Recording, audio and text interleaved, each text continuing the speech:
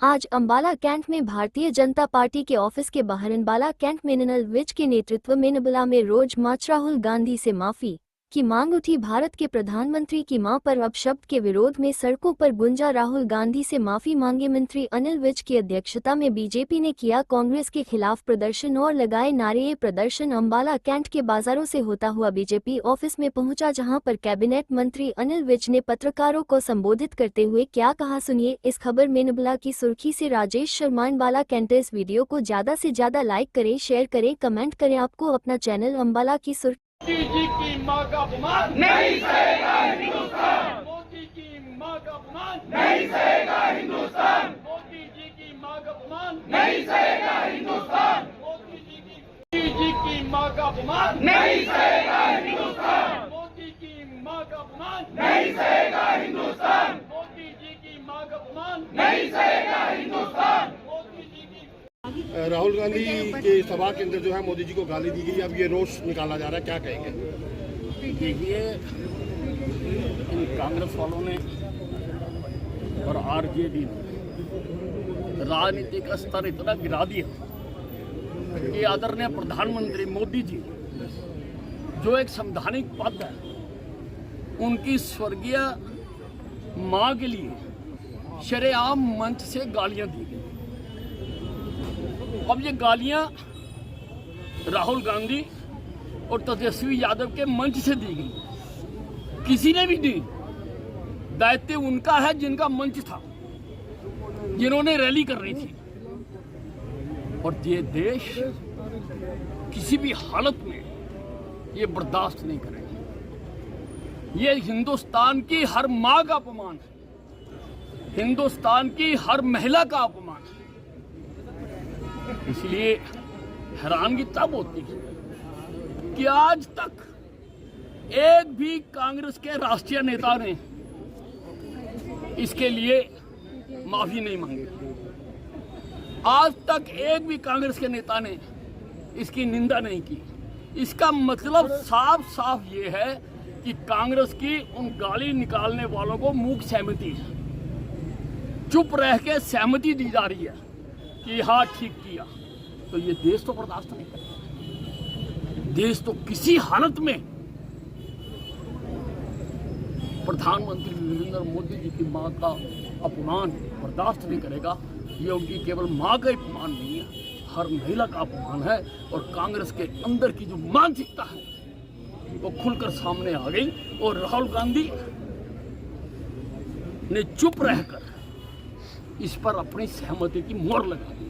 इसलिए ये देश तब तक संघर्ष करता रहेगा जब तक तेजस्वी यादव और राहुल गांधी कान पकड़कर देश से माफी नहीं मांगते। सारे देश से इनको तेजस्वी यादव और राहुल गांधी को सारे देश से माफी मांगनी चाहिए, तब तक जनता इनको माफ नहीं करेगी। मोदी जी की मां का अपमान नहीं सहेगा हिंदुस्तान। हिंदुस्तान मोदी जी की मां का अपमान नहीं सहेगा हिंदुस्तान। राहुल गांधी मुर्दाबाद। राहुल गांधी मुर्दाबाद। राहुल गांधी मुर्दाबाद। राहुल गांधी मुर्दाबाद। राहुल गांधी मुर्दाबाद। राहुल गांधी मुर्दाबाद। राहुल गांधी मुर्दाबाद। राहुल गांधी मुर्दाबाद। राहुल गांधी मुर्दाबाद। राहुल गांधी मुर्दाबाद। राहुल गांधी मुर्दाबाद। मोदी जी की मां का अपमान नहीं सहेगा हिंदुस्तान। मोदी की मां का अपमान नहीं सहेगा हिंदुस्तान। मोदी जी की मां का अपमान नहीं सहेगा हिंदुस्तान। मोदी जी की मां का अपमान नहीं सहेगा हिंदुस्तान।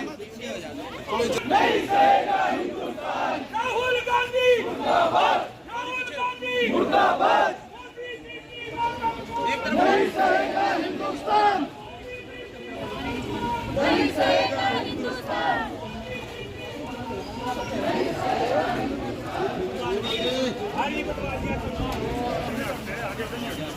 राहुल गांधी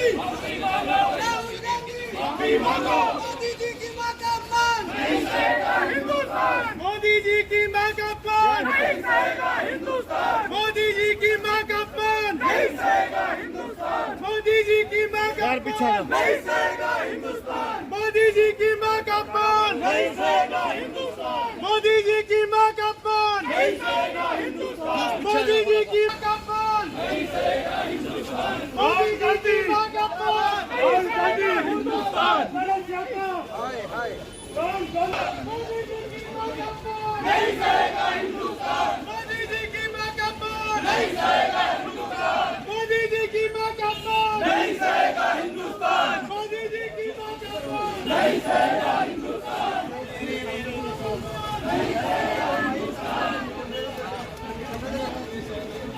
हिंदुस्तान। मोदी जी की अपमान नहीं सहेगा हिंदुस्तान। मोदी जी की अपमान। राहुल गांधी माफी मांगो, माफी मांगो, माफी मांगो। राहुल गांधी माफी मांगो, माफी मांगो। मोदी जी की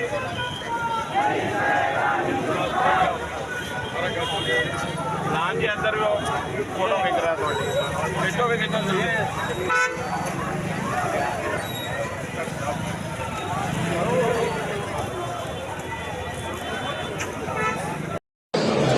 सब आज मन की बात ऐसी क्या कुछ कहेंगे नरेंद्र मोदी जी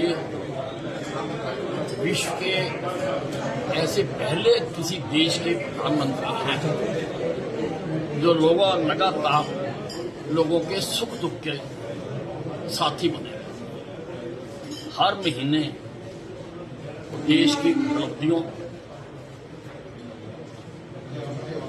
और किस किस क्षेत्र में देश ने प्रगति की है उससे देश का साक्षात्कार करवाते हैं।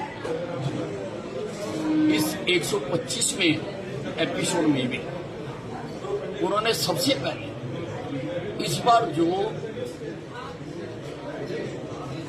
बरसाती आपदा आई है उसके प्रति अपनी संवेदनाएं व्यक्त की। जो बाढ़ आई है, बादल फटे हैं, जो नुकसान हुआ है, जान माल का नुकसान हुआ है, उन्होंने सबसे पहले के बारे में अपनी संवेदना प्रकट की। और उसके साथ साथ उन्होंने उन जवानों को, अधिकारियों को, संस्थाओं को, लोगों को भी सराहा है जिन्होंने आगे बढ़कर इस आपदा से लोगों को सहायता की है बचाने के लिए। ये एक बहुत अच्छी पहल हमारे प्रधानमंत्री जी करते हैं क्योंकि सराहने से और लोगों को भी भावना उत्पन्न होती है कि हम भी इस प्रकार के और इसमें उपलब्धियों का भी जिक्र किया। बहुत बड़ी बात हो गया, दिखा गए बहुत बड़ी कि जिस कश्मीर में आतंकवादियों की गोलियां गूंजती थी आज वहां पर रात को भी मैच देखते हुए कश्मीरियों की तालियां गूंजती हैं। ये बहुत बड़ी उपलब्धि देश ने हासिल की है। ये उपलब्धि इसलिए हासिल हो सकी ये आदरणीय प्रधानमंत्री नरेंद्र मोदी जी के नेतृत्व में जो शुरू में जो कांग्रेस की सरकार बनी थी उन्होंने धारा 370 लगाकर गलती की थी, उसको हटाकर उन्होंने जो कश्मीर भारत का अभिन्न अंग होते हुए